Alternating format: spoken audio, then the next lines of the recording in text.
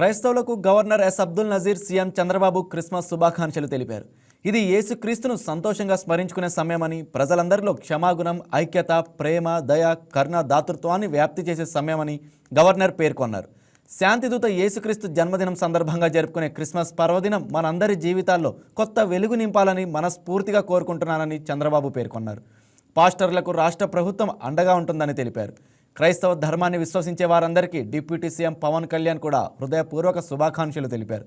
ఇక క్రీస్తు బోధనలు మనుషులందరినీ ఎప్పటికీ సన్మార్గంలో నడిపిస్తాయని మాజీ ముఖ్యమంత్రి వైఎస్ జగన్మోహన్ రెడ్డి తెలియజేశారు.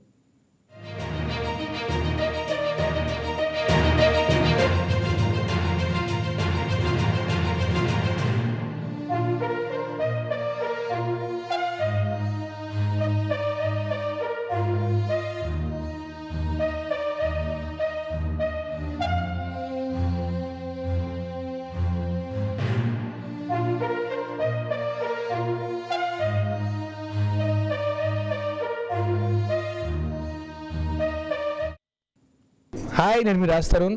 Please subscribe to YK TV. This is Viraj Ashwin. Please subscribe to YK TV Network.